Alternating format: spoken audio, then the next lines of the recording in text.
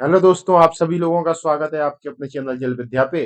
UP PCS या UP PGT की तरफ से एक नोटिस जारी हुआ था जिसमें यह इन्फॉर्मेशन दी गई है कि यूपी पीजीटी का जो सिलेबस है वो चेंज हो गया है। चलिए जानते हैं भूगोल विषय का है, जो पीजीटी का है भूगोल विषय का जो सिलेबस है वो अब क्या होने वाला है और उसमें क्या क्या बदलाव हुए हैं। अब उसकी जानकारी आपके साथ साझा करते हैं। सबसे पहले अगर देखा जाए तो भौगोलिक चिंतन यानी ज्योग्राफिकल थॉट्स में क्या क्या चेंजेस हुए हैं उनके बारे में अगर अपन पता करें या फिर जो अपन को जानकारी मिली है आयोग की तरफ से उसमें देखते हैं। जो यहाँ पर रेड कलर में जो आपको दर्शाया जा रहा है वो नया सिलेबस है, नया जो ऐड हुआ है वो। और जो ब्लैक कलर में है जो पुराना वाला था। पुराना वाला तो आप सभी को पता है क्या था क्या नहीं था। जो रेड कलर में अपन उसकी चर्चा करेंगे कि उसमें क्या क्या जोड़ा गया है नया। चलिए देखते हैं। सबसे पहले ज्योग्राफिकल थॉट्स यानी भौगोलिक चिंतन में अगर बात करें तो प्राचीन और मध्यकालीन युग में भारत और विश्व में भौगोलिक ज्ञान की सामान्य विशेषताएं हैं। इसमें देखा जाए तो प्राचीन में रोमन, यूनानी, ये सारे के सारे थिंकर्स आ जाएंगे। और मध्यकालीन में देखा जाए तो अरब, मध्यकालीन में देखा जाए तो अरब भूगोलवेत्ता यहां पर आ जाएंगे। और दूसरी बात करें आधुनिक में, आधुनिक तो पहले से था ही। भौगोलिक चिंतन, पर्यावरणवाद, संभववाद ये भी पहले था। अब नया क्या जोड़ा गया है, संभववाद को जोड़ दिया गया है, मानव और पर्यावरणवाद को नया जोड़ दिया गया है, प्रत्यक्षवाद को जोड़ दिया गया है। प्रत्यक्षवाद के साथ इसमें मात्रात्मक क्रांति भी आ जाएगी, मात्रात्मक क्रांति भी आ जाएगी जो इसमें नहीं जोड़ा गया है लेकिन वो आपको पढ़ना पड़ेगा। व्यवहारवाद को जोड़ दिया गया है, मानवतावाद को जोड़ दिया गया है, नारीवाद को जोड़ दिया गया है और उत्तर आधुनिक वाद को भी जोड़ दिया गया है। अब फिजिकल ज्योग्राफी की बात करें तो फिजिकल ज्योग्राफी में क्या क्या चेंजेस हुए हैं। सबसे पहले जियोमॉर्फोलॉजी की बात करें तो पृथ्वी की उत्पत्ति से संबंधित विभिन्न परिकल्पनाओं के बारे में आपको पढ़ना पड़ेगा, उनका आलोचनात्मक मूल्यांकन भी करना पड़ेगा। रॉक्स पहले से थी, पृथ्वी की आंतरिक संरचनाएं पहले से थी, नया जोड़ा गया है महाद्वीप और महासागरीय बेसन की उत्पत्ति जोड़ दी गई है। महाद्वीपीय विस्थापन सिद्धांत और प्लेट टेक्टोनिक यानी प्लेट विवर्तन की सिद्धांत को जोड़ दिया गया है जो कि देखा जाए तो जियोमॉर्फोलॉजी की रीढ़ की हड्डी मानी जाती है। पृथ्वी की गतियों को जोड़ दिया गया है, ज्वालामुखी पहले से थे, जलवायु भूकंप पहले से थे, पर्वत निर्माण के सिद्धांत या पर्वत निर्माण को जोड़ दिया गया है, वहीं पक्षय को भी जोड़ दिया गया है।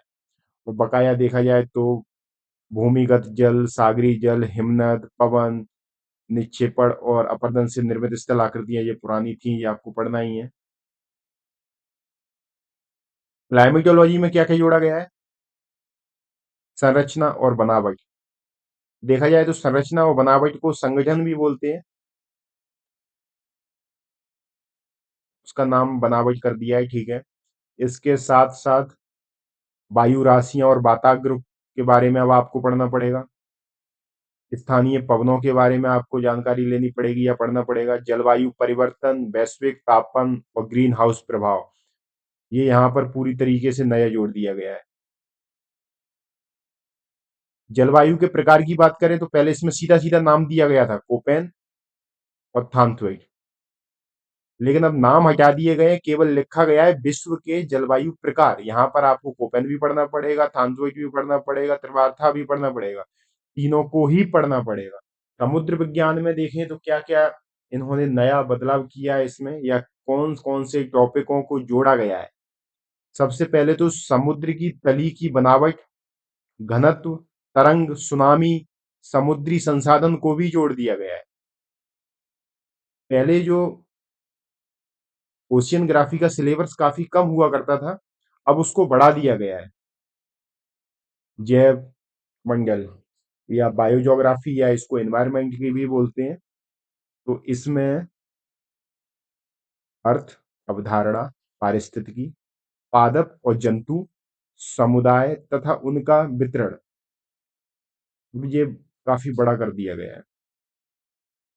भारत के भूगोल की बात करें अपन, भारत के भूगोल की अगर बात करें तो भारत की स्थिति और विस्तार, भारतीय मानसून की क्रियाविधि, वन्य जीव संसाधन, औद्योगिक प्रदेश। औद्योगिक प्रदेश में देखा जाए तो पहले केवल उद्योगों उद्योगों के बारे में लिखा गया था, वो औद्योग एवं औद्योगिक प्रदेश को जोड़ दिया गया है। पर्यटन और पर्यावरण पर्यटन, ये करेंट से रिलेटेड टॉपिक है और ये अच्छा जोड़ा गया है। नगरीकरण, और जो नीचे के ये चार टॉपिक्स आपको दिख रहे हैं जिसमें भारतीय प्रवासी समुदाय, परिवहन और संचार, राष्ट्रीय और विदेशी व्यापार, ग्रामीण विकास कार्यक्रम। तो यहाँ पर देखा जाए तो इंडियन ज्योग्राफी का जो सिलेबस है वो काफी बड़ा कर दिया गया है, और इसका वेटेज भी देखा जाए तो वेटेज भी इसका बहुत ज्यादा होने वाला है। ये यूनिट आपके सिलेक्शन में अहम भूमिका निभाने वाली है। आगे चल के अपन बात भी करेंगे कि कौन सी यूनिट को किस सोर्स के साथ कवर करें, कैसे कवर करें, इसकी एक प्रॉपर रणनीति क्या होगी वो भी हम जानकारी लेंगे।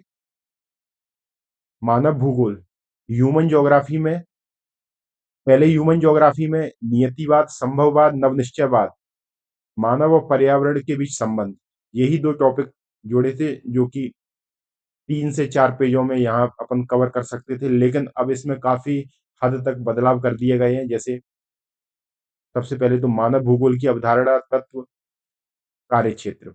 मानव भूगोल का विकास, इसके बारे में आपको जानकारी लेनी पड़ेगी। नीचे के जो ये दो टॉपिक जोड़े गए हैं वो काफी महत्वपूर्ण है, जैसे मानव की प्रजातियां, मान भारत और विश्व की प्रमुख जनजातियों को जोड़ दिया गया है।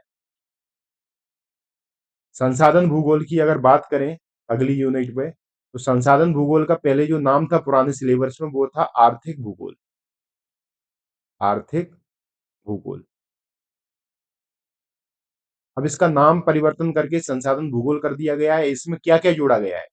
संसाधनों का अवधारणा, संसाधन का वर्गीकरण, ये तो पुराना था ही, इसमें नया जोड़ा गया है वन और वन्यजीव संसाधन, पृथ्वी के दुर्लभ खनिज संसाधन, प्रमुख औद्योगिक अवस्थिति, उत्पादन और उत्पादक क्षेत्र, परिवहन के साधन और उनका सापेक्षिक महत्व, ये जोड़ दिया गया है।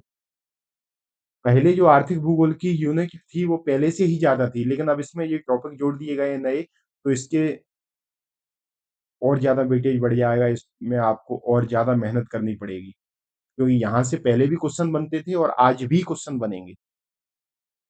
अगला देखा जाए सांस्कृतिक भूगोल या कल्चरल ज्योग्राफी में पूरी तरीके से नया जोड़ दिया गया है। प्रादेशिक भूगोल में देखा जाए तो प्रादेशिक भूगोल में प्रदेश की अवधारणा, प्रकार जोड़ दिए गए हैं। प्रादेशिक नियोजन, विकास की अवधारणा को जोड़ दिया गया है।